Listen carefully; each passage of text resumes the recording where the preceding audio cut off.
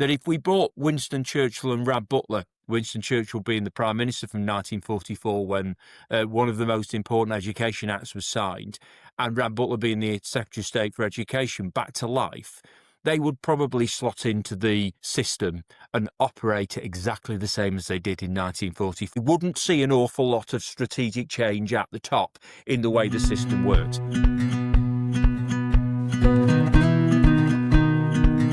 My guest today on our podcast is someone who is thinking big, not just about schools, but about the future of the whole education system. So Carl is a national education lead, the chair of the Foundation of Education Development, and definitely a driving force around that kind of long-term thinking in policy, leadership and social mobility that has been so missing in education. He's held senior roles in schools and trust leadership, and now is really influencing and working with government and business and education to shape a system that is more coherent, more inclusive and future focused. So through his work with FED, Carl has been a powerful advocate for the 10-year kind of vision of education, which puts equity and opportunity at the core of everything it's doing, as well as really prioritising the workforce that we so need to be able to be ambitious and have agency to be the best version of themselves with our young people and learners. And I wanted to talk to Carl today about systematic change, because it doesn't happen by accident. And I think it takes leadership, really bold ideas and a willingness to work across the sector. And I feel that's exactly what you bring to the table, Carl, which is why I wanted to talk to you today. Thanks, Melissa. Very kind of you to say. Nice to see you this morning. So, straight in with the questions. What is the role of a systems leadership in tackling the structural inequalities learners in poverty especially face? Well, I think system leaders have got to think differently. We wouldn't have those issues in place if we were tackling them effectively, would we? And there wouldn't be an issue to tackle. So therefore, what we're doing at the moment and what we've been doing for a long time mustn't be working, else we wouldn't have those issues in place. So we've got to think differently. And I urge system leaders to not accept what's in front of them, whatever that might be. However, many people might say, well, we can't do it like that. We've always done it like this. Don't accept that sort of approach to things, because that's what keeps us in the status quo. If something isn't working, it's likely not working because it's not worked for a long time. So we've got to think of different solutions and different approaches to be able to tackle the problems. Or what we're going to do is just pass on those problems to the next generation of leaders in our system.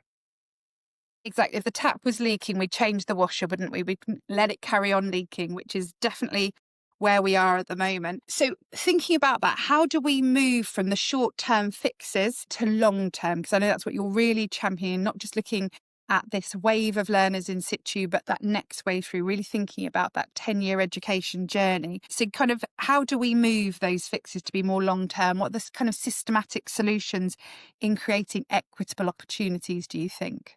No, absolutely. Well, of course, what the Feds did a couple of years ago is we completed a 4-year consultation on the English education system. And we spoke to thousands of stakeholders across the piece. And I suppose I'm going to give one might say, a highly strategic answer to this question. However, possibly pick out some themes as well for all those colleagues who might be listening that doesn't resonate with entirely at the top. So our education system isn't working the way it should. And we know it's not working the way it should because of all the issues in our education system that you highlighted at the start of this conversation. So why is that is the question? Well, we looked at that over 4 years, and through the lens of thousands of stakeholders who looked in depth at this. And of course, our research wasn't just quantitative. It wasn't just a questionnaire. It was qualitative. And that's really key because we were able to delve in individually with people where needed or round tables into the depth of why that happened. And what we concluded was that if we brought Winston Churchill and Rab Butler, Winston Churchill being the Prime Minister from 1944 when one of the most important education acts was signed, and Rab Butler being the Secretary of State for Education, back to life, they would probably slot into the system and operate it exactly the same as they did in 1944. You wouldn't see an awful lot of strategic change at the top in the way the system works. We're in 2025. We're not far off 2026. So therefore, our system, quite frankly, of education in England, and probably it's the same for lots of countries around the world, has never been devised to work in the long term, only in the short term. All you've got to do is look at how often a Secretary of State stays in power. About 18 months on average, short term, not long term. A young person stays in our formal education from 3 to 18 for 15 years. We don't think for 15 years in the education system. We don't think for 10. We struggle to think for 2 or 3 or 4. So therefore, we devised a range of things, working with stakeholders to be able to develop our education system better. One of which we're just about to launch, the National Education Assembly. And without going into a great deal of detail over the 4 things, and please look at that report, listener, if you're listening in, go on the report. I won't talk about the detail now, but one of those things that we said was missing from our education system was a unified education voice for stakeholders, which is what we believe the National Education System's going to be, the National Education Assembly is going to be once it gets launched in November over the next year or 2. And why is that important? Because our political leaders, the way our system is set up, doesn't necessarily have a unified voice. At the last count, there were 87 institutions that were existing to be able to influence the system. Now, that's good, they can do, but we must come together to be able to have a unified voice. Because if we don't do that, then we don't make unified decisions. And that's where we find that solutions don't work over time. So that's only an example.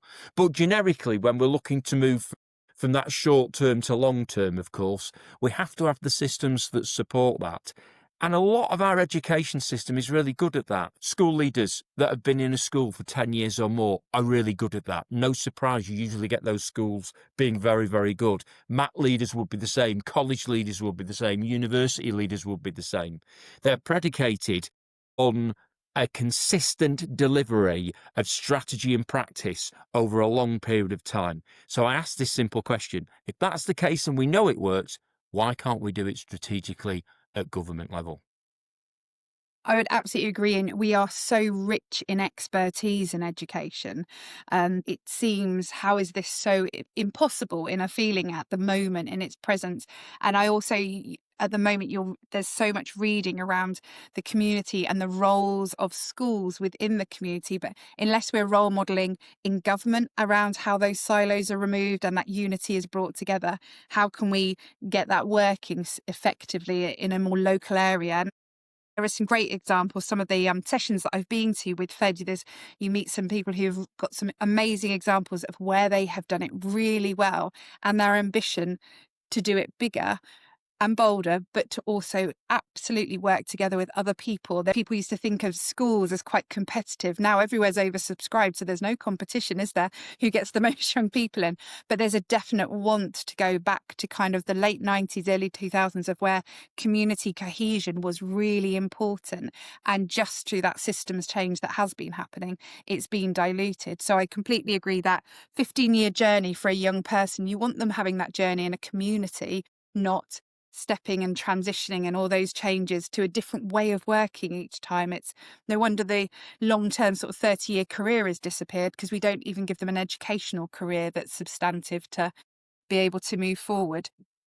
What do you think school leaders really need to know or do differently to prepare young people for this future? I know you've heard me say this several times, that kind of the VUCA realities of that volatile, uncertain, and chaotic, ambiguous world that we absolutely that I think as adults right now are really struggling to navigate. So how can we empower school leaders? I think school leaders require certain elements of consistency from those strategic leaders above them within government. An example of that would be, we seem to live in a budget cycle that's around about 3 years from government. Yeah. And indeed, sometimes a little bit shorter. Well, schools are going to be here, colleges are going to be here, MATs are going to be here, universities are going to be here. We're all going to be here for longer than 3 years. If we had a bit more consistency over what budgets were looking like rather than 3 years, that's only an example of a foundation consistency that's required from that perspective. We know in education systems as well, things take a lot longer than 18 months, 2 years to move around, to develop. To move the tanker around on the sea it's not a speedboat. It takes longer to be able to maneuver it. And schools and colleges and universities and MATs are very much like that as well. So school leaders need that level of consistency. And any government anywhere in the world needs to ask itself, are we giving our education system that level of consistency over time? Another thing I think is really important as well is trust. School, college, MAT, university leaders are all professionals. They are highly skilled in their space. They are time served and experienced. Politicians need to give them the right to exercise that. And politicians need to realise in that space they should be governors of the system and allow the leaders of the system to do the job that they need to do, which is lead professionally in their chosen area. That's really, really important, that level of trust. I speak to thousands of school, college, MAT, university leaders over a given year.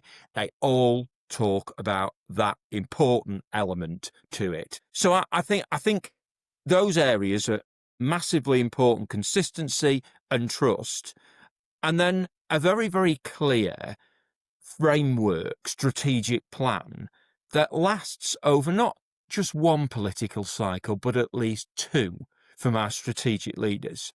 If we've got that, and I speak to many, and have done over the years, many politicians of different persuasions. Yes, they may have ideological differences, but a lot of them want the same sort of things. And isn't it about time in our education system we evolved around a common thought and a common experience of education, delivering that and moving it forward? Just think about the amount of money we've wasted over the last 20 years, shifting between different things. And now we sit there knowing there's not much money in the pot. So we can't waste that valuable resource. We need to be able to drive it forward. And we only do that with a longer term framework.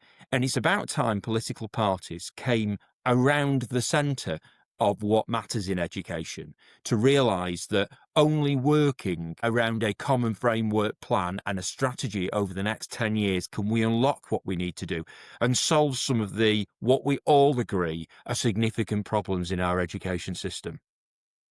Agree with you. I think that having that stronger spine for leaders to be able to really work around and understand, but it would also really support regulators have that time to bed in what they are looking for, what they want to support school with. And we've obviously got RISE advisors now, and we've also got school improvement teams as well in some local authorities, and then Ofsted, and then some other DfE regulations and a jar. So from a head teacher's point of view, who are my stakeholders? Because the last people I think about is the young people, because unfortunately I'm having to be so focused. Whereas if that clarity to all stakeholders was there in that 10-year minimum, 10-year strategy, then, and it also gives a framework for whoever politically is making decisions, developing decisions, whatever the right term is.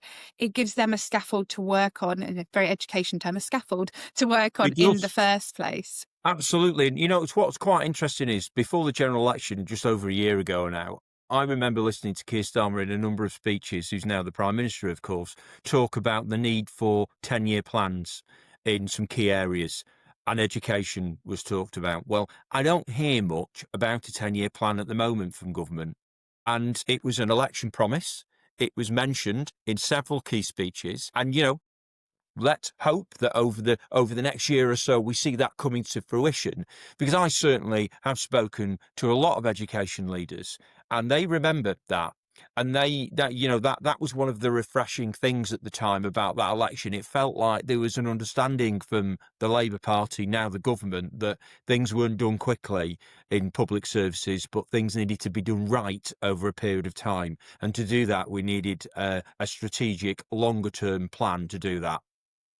No, and I don't think any leader in education would disagree with that at all, would they? I think that they're asking for that support. I mean, you can only look at the sessions that Fed run, as well as other groups that I've been to, the amount of leaders that are showing up because they have a common purpose and they want to see what influence they can have to make sure this does come together. Just slightly moving a little bit outside of the school building, so to speak, how can those partnerships come back together? I know, again, it's something Fed's really looking at the moment around schools, the communities and employers that could really drive change around those, not just disadvantaged learners, but all learners. Because in my world at the moment, I feel most learners are disadvantaged because our system has become chaotic in this way. Yeah, it's often siloed, and it's the way our system tends to work. However, and it's the way we repeat that as well. So if we look at I mentioned those 87 organisations before, a lot of them just focus on their space.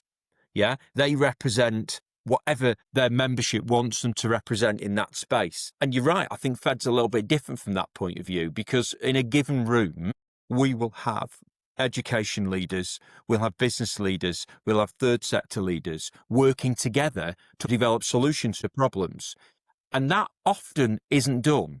If we look at the way our system is set up for education, we work in silos, and the way our wraparound services operate in other public services that affect education, we often work in silos. And I know this government wants to work at that cross-cutting measure, as they talk about, across departments.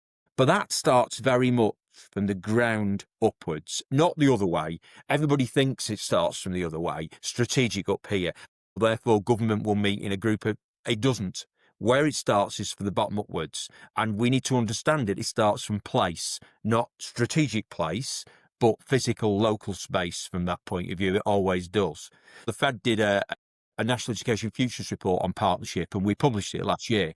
And that was born out of cross-sector partnership across businesses, education, third sector and others to come up with solutions for partnership. And we described how best partnership works and what it's founded upon.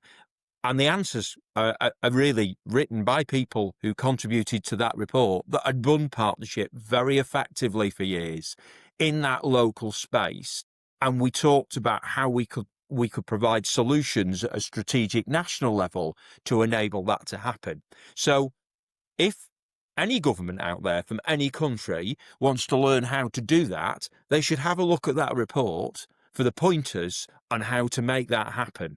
Because that sort of level of partnership, we're not going to solve the problems we talk about in equity if we just going right to the start of our conversation before, if we just keep doing the same things over and over again, we're going to get the same solutions. It was really interesting the way you're talking about that, and that unity of information and making sure that's raised to a space that people are listening. I met with a group of doctoral students at a conference a little while ago, and we were talking about education research that they have been sponsored to do from various political groups and backgrounds from an advisory point of view.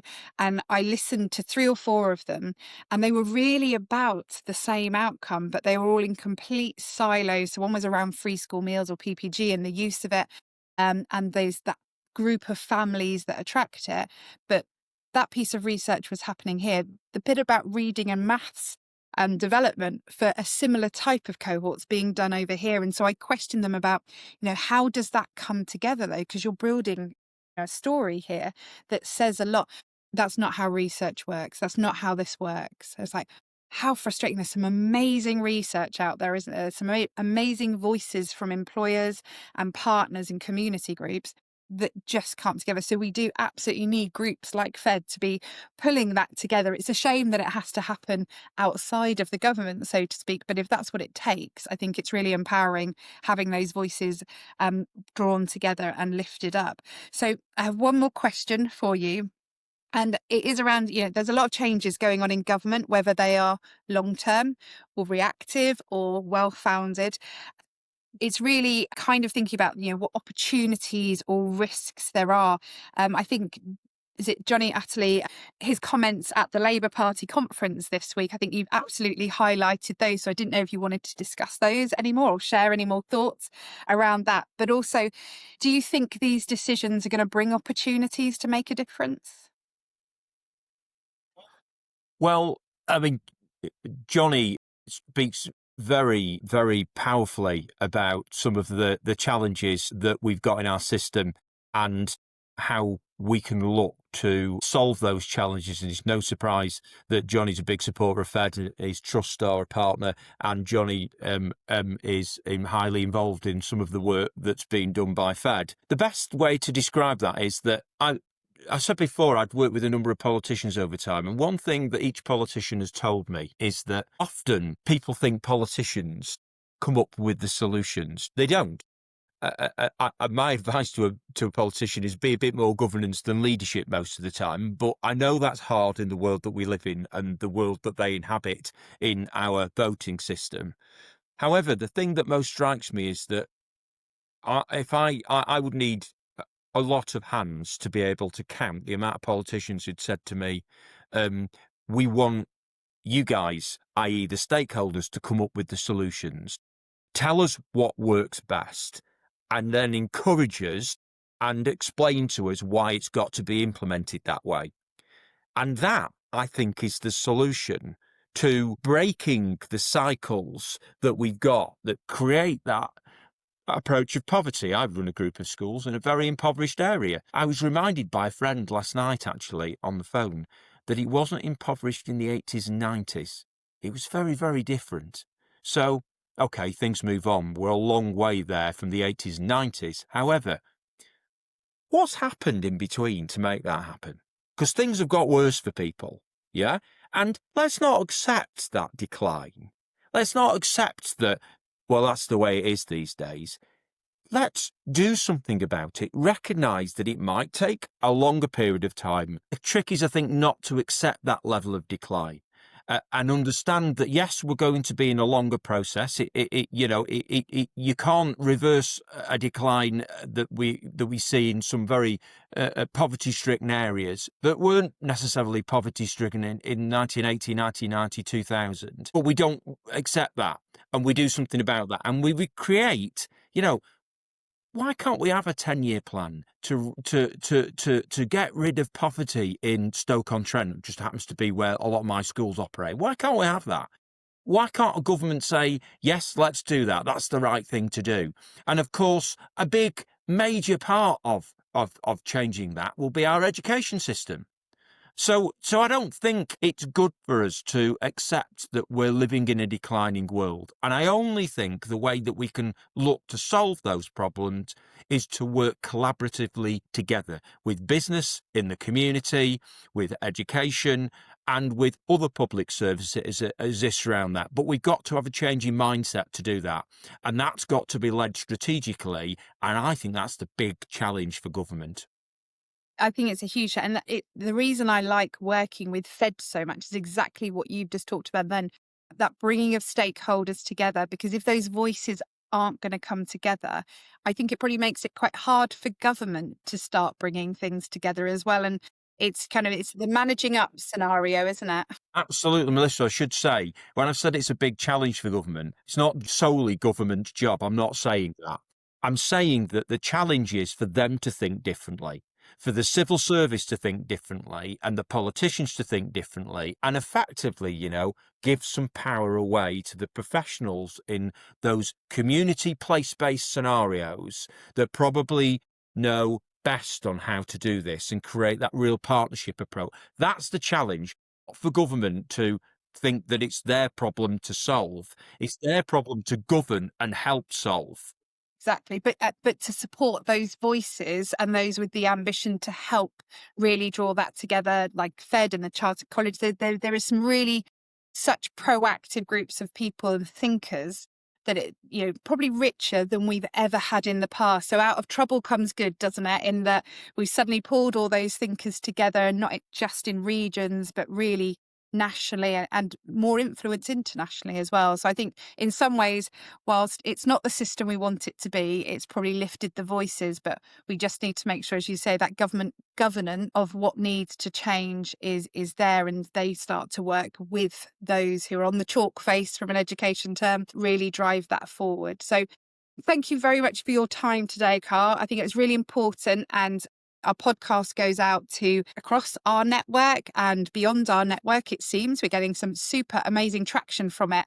and people listening. And that's what this is about. It's very much actually not about ASDAN as such. It's around our charitable side, which is around the equity for all young people and the workforce. Because if we can't get it right for them, the young people are the ones who are actually missing out. So huge thank you for your time. I don't know if you have any last words. No, thank you very much. Thanks for the invite. And my plea to everyone out there is get involved in this cross-collaborative work that is happening. The partnership between Fed and ASDAN is fantastic. It's always a pleasure to work with you, Melissa. And there are many other organisations out there that can make the difference as well, working collaboratively together. Brilliant. Thank you very much.